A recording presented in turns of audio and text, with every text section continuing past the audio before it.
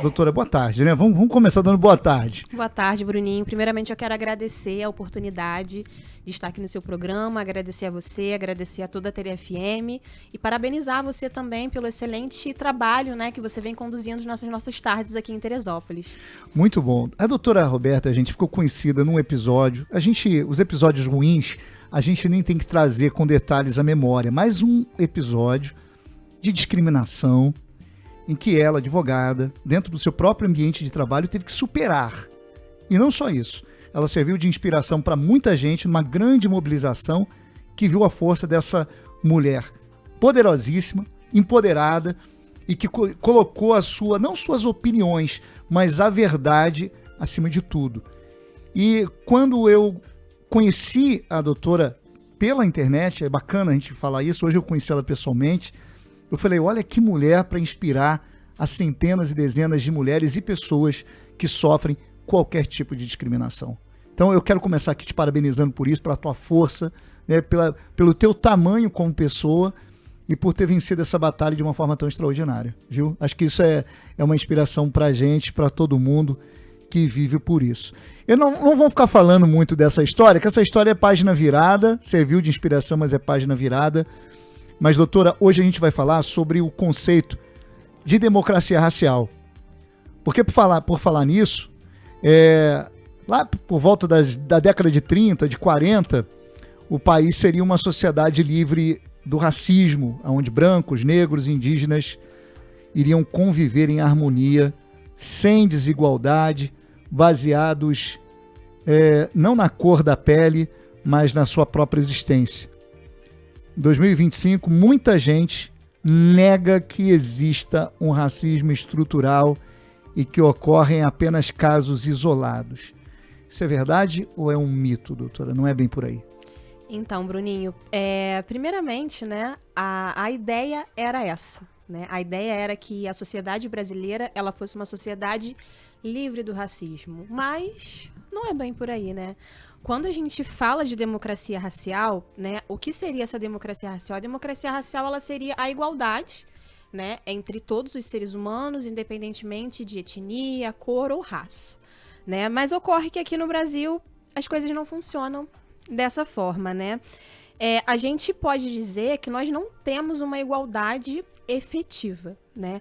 Nós já temos alguns avanços, né, no que diz respeito a essa possível igualdade, né? Por exemplo, eu cito aqui a lei de cotas, né, que ela traz um grande avanço para tentar minimizar esses impactos, porém ela ainda não consegue abranger tudo o que a gente sofreu, né? Porque assim, quando a gente fala em democracia racial, a gente fala primeiramente no racismo, a gente precisa entender quais são as origens do racismo, né? Então a origem do racismo ela vem com a escravidão e ela vem com um período muito longo de escravidão, né? Principalmente aqui no Brasil. O Brasil, ele foi o último país da América a abolir a escravidão, né? E também foi o país que mais recebeu negros escravizados, foi o Brasil, né? Cerca de aproximadamente 4 milhões, né? Esse número ele não é exato, mas ele é uma fonte do IBGE. Então, quando a gente se depara com esses números e a gente se depara com um país, sendo um país que foi o último país a abolir a escravidão, a gente precisa também falar em algum tipo de reparação, né, para que as pessoas elas possam se igualar, né? Todos somos iguais perante a lei, somos iguais. Todos somos seres humanos. Mas assim a gente ainda precisa entender que o racismo ele existe e ele persevera até os dias de hoje e ele ainda é muito atual, né? A gente não conseguiu ainda superar essas barreiras do preconceito, infelizmente. Doutora, como esse assunto sempre foi tratado como pauta de minoria, o que não é verdade, já que, segundo dados do próprio IBGE, nós temos mais da metade da população que é composta de negros e pardos, ou seja, aqueles que são considerados negros, ou seja, não é minoria, é um assunto central nesse país, precisa ser discutido. Muita gente, né, boa parte da sociedade, tenta minimizar isso, dizendo que isso é pauta de minoria. Eles sempre politizam esse assunto e afastam, né, o olhar para que esse tipo de problema que é grave nesse país seja efetivamente tratado. É mais ou menos por aí, ou seja, o preconceito é estrutural sim, ele existe e não é uma pauta da esquerda, é um problema que o país tem que enfrentar e olhar de frente para poder não só reparar, mas acabar, combater esse tipo de atitude da sociedade? Sim, Bruninho, perfeita a sua colocação. O assunto do racismo, ele não é um assunto de minoria, né? Tendo em vista que a maioria da nossa população é negra e parda, e ele não é um assunto que deve ser politizado, né, como sendo uma pauta de determinado movimento político. Ele é uma pauta social, né? O racismo, ele afeta a coletividade. Ele é um assunto que precisa ser debatido também não só por pessoas negras, mas também por pessoas brancas, né? Então é um assunto que precisa ser divulgado, a gente precisa combater, né? Nós estamos no século XXI e a gente ainda tem episódios de racismo muito fortes, né? Assim, a gente liga o noticiário, a gente acessa as informações na internet e a gente ainda vê como que o racismo é preponderante e principalmente como ele é estrutural, né? Porque ele se diz estrutural quando ele é enraizado, né, quando ele está ali nos movimentos do poder público, nas escolas, em várias estruturas da nossa sociedade. O que ocorre é que às vezes ele parece ganhar visibilidade em algum momento, mas ele está ali. Eu acho que o que você está falando é muito importante. Ele está ali o tempo todo, porque é sim um problema estrutural e os números mostram isso. A gente tem números que são assustadores. Eu cataloguei alguns aqui, daqui a pouquinho a gente vai falar sobre eles, que provam, números de órgãos sérios, de instituições sérias, que provam que o Brasil precisa ter políticas públicas para tratar não só essa desigualdade absurda que existe com o povo negro, com o povo preto, e aí é tão complexo, né? Porque até todas as políticas de fala e tudo dificultam muito. Você falar povo preto, povo negro, os próprios negros ou pretos buscam ainda ajustar as falas politicamente corretas, mas o fato é que nesse país onde a nossa ancestralidade ela é indígena, onde a nossa ancestralidade ela é do povo que veio da África, do povo africano, né? As nossas raízes, as nossas festas populares, toda a história desse país se fundamenta basicamente em indígenas e negros. Quando a gente olha para isso, com esse olhar, a gente pensa assim, opa, calma aí, a gente precisa fazer uma reparação, não só isso, a gente precisa acabar com a desigualdade e a gente precisa tratar esse assunto com muita seriedade, porque não é só um negro que se sentiu ofendido, né, Ana? Não é bem por aí, porque alguém agiu de forma discriminatória. É muito pior do que isso. A gente fica só pensando no politicamente correto, como será a referência, né, com relação à cor da pele, como você vai tratar isso, mas o comportamento, o racismo estrutural é muito camuflado. Ele existe, as pessoas não admitem e fazem, e ele acontece, né? Então, é algo muito mais profundo na sociedade, né, doutora? Sim, exatamente. O racismo, ele é muito camuflado, né? Ele é tão estrutural que as pessoas, elas não percebem pequenas atitudes racistas, né? Então, às vezes, determinadas falas, determinados comportamentos, né? Determinados estigmas, né? Então, às vezes, a pessoa, ela não percebe que ela tá tendo uma atitude racista, né? O fato de você, às vezes, estar andando na rua à noite e uma pessoa negra está vindo atrás de você. Qual é a atitude que a maioria das pessoas tem? De segurar a bolsa. Mas isso não acontece quando tem alguma pessoa branca, às vezes, vindo atrás de você, né? Então, assim, são pequenas atitudes no dia a dia que nos fazem refletir sobre isso, né? E nos trazem a importância da gente debater sobre o racismo, né? Da gente tratar essa questão como uma questão extremamente séria, né? Porque não é só atingir aquela pessoa que é negra, é atingir a coletividade, né? A gente sabe o quanto a escravidão ela fez a população negra sofrer, o quanto a escravidão ela ainda reflete nos dias atuais, né? Séculos depois, né? E a gente ainda tem todo esse preconceito, a gente ainda tem a população negra sendo vítima, né, de diversos tipos de violência. Doutora, e uma coisa, e a gente já vai para o comercial, mas uma coisa que eu gostaria de fazer essa transição falando o seguinte: o Brasil tenta ocultar o tempo todo a sua ancestralidade, né? Você pode ver que a questão relacionada aos povos originários, ninguém gosta de falar, e a nossa realidade ela é muito ligada a isso. Ninguém gosta de falar dessa questão da nossa história, né, de escravidão escravagista, que é vergonhosa, a pior do mundo. né, a mais cruel existente no mundo e que ainda assim, né, permanece nos dias atuais. E os números provam isso, e a gente vai falar sobre esse assunto e enfrentar esse assunto, porque essa é a proposta desse programa, é a gente tocar nessas feridas, abrir as feridas para que a gente possa enxergar melhor. O nosso papo hoje é com a doutora Roberta Lopes, né, símbolo da luta racial aqui na cidade e que vem fazendo um trabalho extraordinário. Aliás, doutora, vamos falar um pouquinho do seu trabalho. Você tem abarcado algumas frentes, né? Eu te acompanho lá, você trabalha junto a um projeto social, você está sempre envolvida, não tem como abandonar isso, né? Tá no sangue, além, claro, do seu trabalho como advogada. Sim, Bruninho, atualmente eu trabalho com algumas frentes, né, principalmente tratando de temas raciais, né, eu faço parte de alguns grupos. Aqui no Rio de Janeiro eu faço parte da Associação Advocacia Preta Carioca, que é uma associação composta por advogados negros, né, que são militantes nessa área. Faço parte também de um coletivo de advogadas, né, que é uma rede que abrange não só o Brasil, como abrange também advogadas fora do Brasil, que é a Black Sister in Law, que é uma rede pioneira até de advogados. A gente conta atualmente com mais de 5.000 advogadas nesse projeto, né, e é muito importante porque a gente se capacita, né? A gente se capacita para a gente poder atender essas demandas, né, que chegam para a gente, que são muito importantes, né? E também a nossa proteção, né? Porque, assim, a gente, na nossa advocacia, a gente enfrenta diversos problemas, né? Diversas questões também que a gente esbarra com o racismo, né? E a gente precisa ter capacitação para poder enfrentar esses obstáculos. E aí, é mulher, é negra, é advogada, se impôs, superou, venceu. São muitas lutas, né, que tem que ser enfrentadas ao longo da vida. São muitas lutas, né? Eu costumo falar que nós, como mulheres, a gente enfrenta uma luta enorme. Por isso que eu falei, o fato de ser mulher já tem os seus desafios. E como mulher preta, a gente enfrenta um desafio maior ainda, né? Que a gente tem que dar conta do machismo e dar conta do racismo também. É um desafio.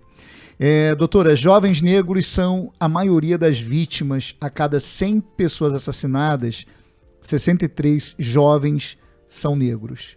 Segundo o Atlas da Violência, 77% das vítimas de homicídios no Brasil são negras. Cerca de 68% dos presos no Brasil são negros, segundo o CNJ. Negros recebem, em média, 40% menos que brancos pelo mesmo trabalho. A maioria da população em situação de pobreza e de trabalho informal no Brasil é negra. E nas periferias urbanas e áreas de favelas, esse percentual é ainda maior, ultrapassando 65% dos moradores. As fontes aqui são Atlas da Violência e o IBGE, ou seja, não é de nenhum grupo de militância. A gente tem a prova concreta de que existe um racismo estrutural nesse país. Sim, Bruninho. Esses dados, eles são alarmantes, né? Mas a gente sabe também que esses dados, eles são muito maiores porque existem informações que sequer chegam, né, ali nas autoridades policiais, né? Que eles são subnotificados. Na verdade, o que acontece, né? O perfil do negro, ele vem sendo há muito tempo traçado como um perfil para a criminalidade, né? Então, quando a gente teve ali a abolição da escravidão, e os negros eles foram libertos, mas eles foram jogados, né, à margem da sociedade. Então, eles não sabiam ler, eles não sabiam escrever. Eles já tinham aquele estereotipo, né, de trabalhador, de escravo. Então, eles já sofriam preconceito da população. E quando eles receberam essa carta, né, de alforria, sem trabalho, né, eles começaram a se popularizar, né, em torno das favelas, né, dos locais que eram acessíveis para eles, e começaram a ficar com os empregos mais inferiores, né, e recebendo menos até por isso, né. Então, em comparação com o trabalhador branco, o negro ele recebia menos. Isso a gente fala de séculos atrás. Então, atualmente, a gente continua tendo isso também, né? Então, quando a gente fala que a gente precisa debater sobre o racismo, são essas questões que a gente precisa trazer, né? Porque se o negro liberto, né, no período pós-abolição, ele recebia menos pelo trabalho que ele fazia, isso foi se perpetuando, né, ao longo da história, né? Não houve um momento em que os negros conseguiram se equiparar que os negros conseguiram se livrar desse perfil, né? E principalmente esse perfil do criminoso, né? Da marginalidade que cerca as pessoas negras. E, doutora, historicamente, eu estudo muito sobre essa parte de ancestralidade, até porque me identifico muito. A gente sabe que tentaram tirar não só a dignidade do negro, tentaram tirar tudo do negro, né? A religião, né? A sua ancestralidade religiosa, a sua cultura, a sua forma de se comunicar, de viver, de vestir. Enfim, foram tirando tudo numa luta que o país travou para esse embranquecimento, né? Os europeus vieram para cá, os colonizadores, e foram trabalhando para exatamente descaracterizar isso, porque queriam tentar acabar efetivamente com essa história. E você vê o tamanho do absurdo, Ana, né? Os caras, o país, né? O Brasil, o Império, indenizou os caras que escravizavam. Os caras foram indenizados. Olha que ponto que a gente chegou nesse país. Os caras batiam, exploravam, torturavam de forma absurda, e eles foram indenizados quando veio a chamada abolição. Eles foram indenizados. Você vê como é que há dívida, quantos mega poderosos aí não têm as suas riquezas construídas numa história de sangue. Então isso é muito grave, isso é muito sério. Qualquer cidadão comum não aceitaria nenhum tipo de injustiça como a que era praticada. E a gente tem histórias e relatos, e a história prova isso, marcas, do nível de barbárie que era praticada contra o povo negro escravizado. Verdadeiras barbárias mesmo, de tortura. Ou seja, há uma dívida que esse país não quer enfrentar, não quer encarar, né? E que continua a fazer quando a gente pega aí a violência praticada, sobretudo nas periferias desse país afora, e aqui no Rio de Janeiro a gente está acostumado, né, com isso. E aí, aquele cidadão que mora na periferia, Ana, doutora, ele não tem o mínimo de dignidade. Ele não tem saneamento básico, ele não tem... A maioria não tem nem acesso à educação, a gente sabe disso, ainda mais com o domínio do tráfico, a gente sabe que essas pessoas sofrem horrores na mão, não só do Estado, mas desse tipo de organização criminosa, e nada nesse país é feito. E aí a gente quer encerrar esse bate-papo perguntando quais são as políticas públicas, o que é necessário, basicamente começar a ser feito para a gente poder virar essa chave, doutora, na sua opinião. Bom, Bruninho, primeiramente, né, a gente precisa utilizar leis mais efetivas, né? A gente tem a lei de cotas, que é uma lei que auxilia a população negra, mas ela ainda não é uma lei totalmente efetiva, né? Porque a gente sabe que nem todas as pessoas têm condições de conseguir ingressar na faculdade, de conseguir terminar sequer o seu ensino fundamental, né? Então imagina a pessoa que não consegue ter acesso para poder chegar numa escola, seja porque ela vive numa área de favela e às vezes ela precisa enfrentar confrontos para poder se locomover, e ela sequer tem esse acesso, né? Então é muito difícil. Então a gente precisa acionar o poder público para que ele crie medidas para realmente que essas leis elas consigam chegar na população negra, né? A gente precisa também informar a população sobre os seus direitos, informar que o racismo é crime, que existem mecanismos de defesa, que as pessoas elas devem procurar autoridade quando elas se sentirem ameaçadas, né? Porque antes de criar políticas públicas, a gente precisa também informar a população sobre os seus direitos, né? Porque a partir do momento que a gente tem uma população informada, a gente vai ter uma população que vai ser mais efetiva, que vai lutar mais e vai conseguir pressionar mais o poder público para ele poder criar essas leis. É isso aí, doutora. Como deve agir o cidadão negro quando ele percebe que está numa situação de racismo, de preconceito, de racismo naquela situação? Qual a atitude? Porque a gente vê, né, as pessoas logo ligam o celular, né, para dar o flagrante, aquela coisa toda, mas às vezes isso não é possível. Qual o procedimento? Como é que essa pessoa age diante dessa situação? Porque são inúmeras, né? Podem ser inúmeras as situações. Então, Ana, a primeira coisa que eu recomendo se você tiver numa situação que você considerar aquilo como racismo, porque o racismo ele tem diversas formas, né? Tem as piadas que as pessoas fazem, que as pessoas acham que é piada, mas não é piada, é o racismo recreativo. Então, a primeira coisa que a pessoa deve fazer é acionar a polícia, né? mas a gente sabe, né, que às vezes tem a questão da dificuldade da polícia chegar na hora naquele local. Então, a pessoa procurar a autoridade policial, né, que é a delegacia mais próxima que tiver, e fazer o registro de ocorrência, porque a partir desse registro de ocorrência vai ser possível, né, a identificação da pessoa e aí vão ser tomadas as medidas cabíveis. Pelo menos aborrecimento para a pessoa a gente dá, né? Exatamente. A justiça é efetiva nessas ações, por exemplo? Quando acontece isso, o indivíduo foi lá, fez a queixa, fez o boletim de ocorrência, tem sido efetivo essas ações no Brasil? Então, ou Bruninho, não é tão efetivo assim, a coisa não anda como deveria? A gente tem a lei, né? A gente teve, inclusive, alterações para transformar o crime de injúria, né, em crime de racismo, que tem uma punição maior, mas, infelizmente, a gente ainda não tem uma punição efetiva. Nós temos poucas condenações, né, por crimes raciais. Então, também é algo que a gente precisa falar, que a gente precisa buscar, a gente precisa acionar as autoridades, a gente precisa acionar o poder público, para que a lei ela não fique só no papel, para que a lei seja realmente efetiva. O avanço que teve até agora foi porque ações como a sua foram provocando esse avanço. Então é muito importante que cada cidadão, né, que presenciar esse tipo, não precisa ser só negro, brancos e negros, presenciarem esse tipo de ato de injustiça, né? Esse ato que fere a dignidade humana e fere a toda a sociedade, tem que se manifestar, tem que ir contra de forma feroz.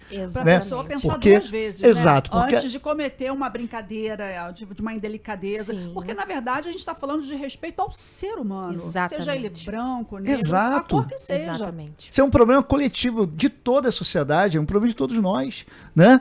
E esses avanços vão vir na medida que atitudes como a sua sejam tomadas. Exatamente. Você concorda que é por aí? Eu acho que Concordo, é a Bruninho. gente não abaixar a cabeça, a gente não se curvar diante desse tipo de crime. Exatamente, Bruninho. A gente precisa ser muito combativo, né? E eu lembro que na época do meu ocorrido, muitas pessoas depois me procuraram e falaram que já tinham sofrido racismo, que o filho sofria racismo na escola, mas que não denunciavam porque achavam que não ia dar em nada.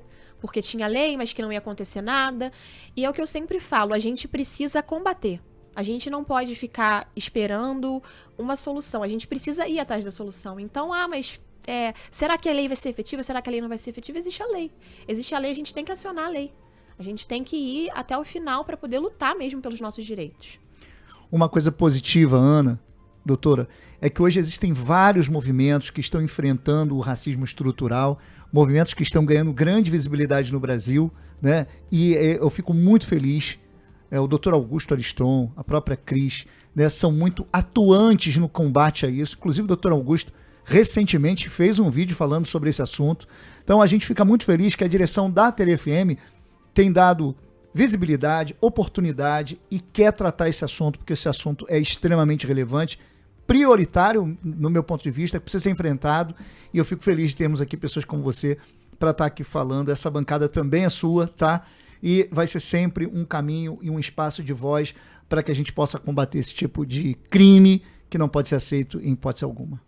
Obrigada, Bruninho. Quero mais uma vez agradecer a você pelo convite, por estar abrindo esse espaço, né, democrático para a gente poder trazer aqui essas questões que são tão importantes e que afetam tanto, né, a nossa sociedade. E agradecer mais uma vez a TeleFM, porque em uma sociedade, né, como a nossa, em tempos tão difíceis, tão polarizados, né, a gente precisa abrir espaço, né, para poder trazer esses debates, fazer realmente com que as pessoas se conscientizem, né, mais sobre esses temas. Já que a coisa não se resolve, a gente tem que falar sobre a coisa, né? É isso aí, tem que falar enfrentar. cada vez mais. É tocar na ferida. Porque a gente não precisava estar aqui jogando esses temas no ar, porque ia estar tudo bem, né? Mas estamos falando porque existe e muito, né, gente? É isso aí. A gente vai continuar seguindo, dando visibilidade a esse assunto. Doutora, mais uma vez, muito obrigado, tá? Muito obrigado pela sua participação. 15 horas, gente. Fiquei muito feliz de receber aqui. Ana, foi bom demais, né, esse muito papo? Bom Bom demais. Esclarecedor.